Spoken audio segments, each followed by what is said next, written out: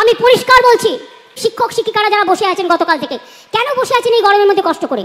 আপনারা স্কুলে যান। আমি তো আপনাদের বলেছি, সুপ্রিম কোর্টে আপনাদের টাকা বন্ধ করে দিয়েছিল, চাকরি বাতিল করে দিয়েছিল, কিন্তু আমরা তো রিভিউ পিটিশন করেছিলাম এবং তাতে তো আমরা বলেছি যে আপনারা মাইনে পাবেন। ওখানে 8 জন না খেয়ে বসে আছে, আমি খেতে পারবো? আপনার সহযোগিতা হলে আপনি পারতেন। এর জন্য কারো প্ররোচনা দেওয়ার দরকার নেই, দাঙ্গা করার দরকার নেই, উত্তেজনা করবার দরকার নেই। আর গ্রুপ সিডি যেটা বাতিল হয়েছে, আমাদের আইনজীবীদের সাথে পরামর্শ করতে দিন। আমার জানা নেই আমি কি বলতে পারি, আমি জানি না। আমি জীবনে কোনোদিন কোনো দুর্নীতি করিনি। আমি গ্রুপ টেস্ট আপ হতে পারি, আমি গ্রুপ টেস্ট আপ, আমি কোনো দুর্নীতি কোনোদিন করিনি।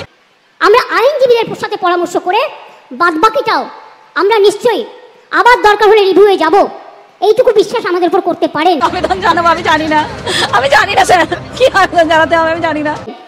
যারা আপনাদের চাকরি খেয়েছে তাদের উপর ভরসা করবেন না, যারা চাকরি ফিরিয়ে দিয়েছে তাদের উপর ভরসা করুন, আর যারা আগামী দিনও ফিরিয়ে দিতে পারে তাদের উপর ভরসা করুন। চাকরি কারলো কারা? কাদের হাতে দিদি? SSC board? এরা কারা দিদি? এটাই তো এতদিন ধরে জানতে চাইছি। কারা চাকরি কেড়ে নেওয়ার আগে একবারও এটা ভাবছে না যে তাদের একটা পরিবার আছে, সন্তান আছে, বৃদ্ধ বাবা মা আছে, স্ত্রী আছে? যোগ্যরা ঠিক কিভাবে নিশ্চিন্ত হবে বলুন তো?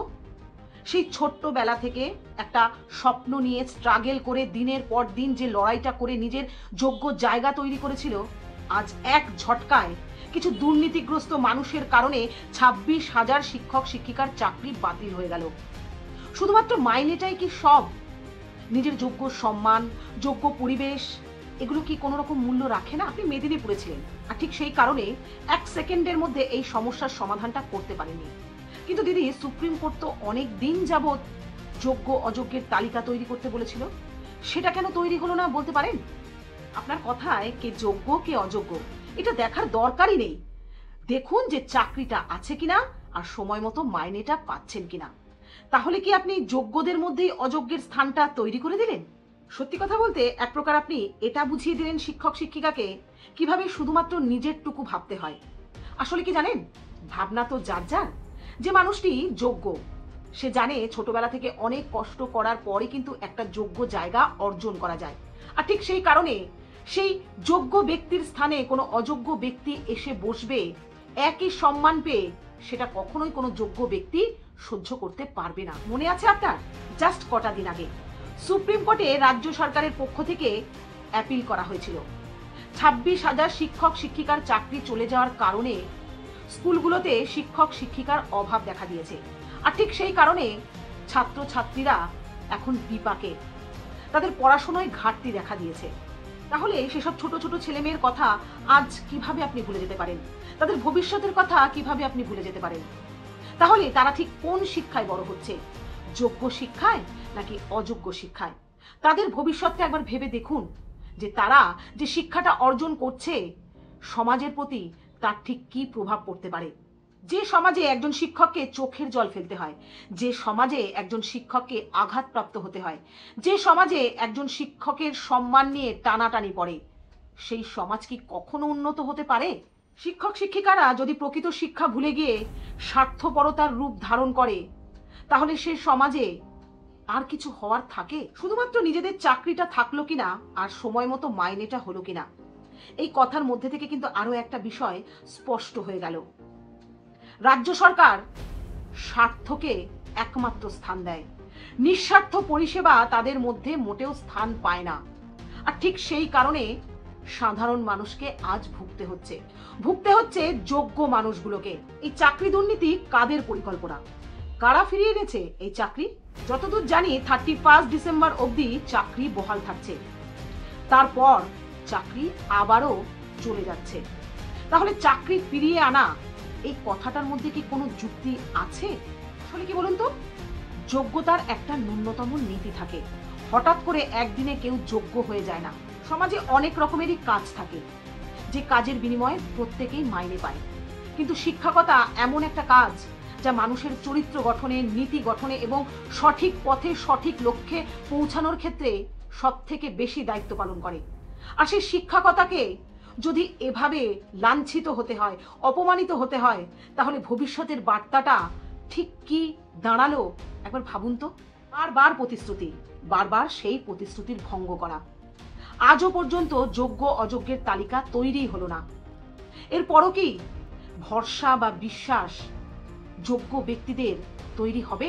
যেখানে অযোগ্য ব্যক্তির এতদিনের সমস্ত মাইনে ফিরিয়ে দেওয়ার কথা 12% সুদে, সেখানে সুপ্রিম কোর্টের কথার বিপক্ষে গিয়ে আইনের ফাঁক খুঁজে কিভাবে যোগ্য অযোগ্য উভয়কেই স্কুলে যেতে বলা হচ্ছে? যখন তালিকা আলাদা করা যাবেই না, তাহলে আশ্বাস দেওয়ার কি দরকার ছিল? বারবার কেন অযোগ্যদের আড়াল করবার চেষ্টা করা হচ্ছে? এরপরও কি সাধারণ মানুষরা চুপ থাকবে? অযোগ্যদের কথা ভেবে মানবিক হতে হবে। যদি এতই মানবিক, তাহলে জমি জায়গা বিক্রি করিয়ে লাখ লাখ টাকা কিভাবে আত্মসাৎ করতে পারে এই দুর্নীতিগ্রস্ত মানুষরা? ঠিক যেমন যোগ্য অযোগ্য ব্যক্তির তালিকা তৈরি করা যায়নি, ঠিক তেমনি কারা কারা এই দুর্নীতিতে যুক্ত কিংবা কাদের জন্য যোগ্য শিক্ষক শিক্ষিকা আজ চাকরিহারা, তাদের কিন্তু কোনো রকম লিস্ট তৈরি হলো না। দায় কার? যোগ্যদের নাকি রাজ্য সরকারের?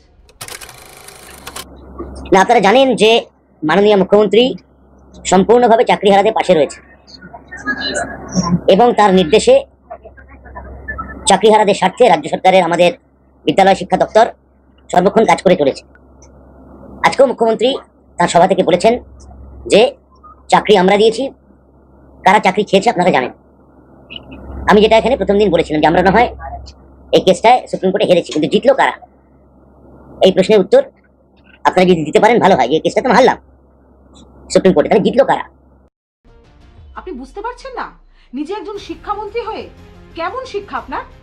নাট্যকার ছিলেন, নাট্যকারই তো থাকতে পারতেন, কেন আবার শিক্ষামন্ত্রী হওয়া? আর ঠিক কতটা চাই বলুন তো আপনাদের? ঠিক কতটা হলে পরে আপনারা বলবেন হ্যাঁ এবার আমরা সন্তুষ্ট? আপনিই তো বলেছেন মুখ্যমন্ত্রীর দিকে তাকিয়ে যারা যারা আপনার জন্য বাড়ি বাড়ি গিয়ে ভোট চেয়েছে, দেয়াল লিখন করেছে, মিছিলে হেঁটেছে, চাকরি তো আপনি তাদেরই দেবেন। তাহলে আপনার কাছে অযোগ্য কারা সেটা জানা নেই, এটা হতে পারে?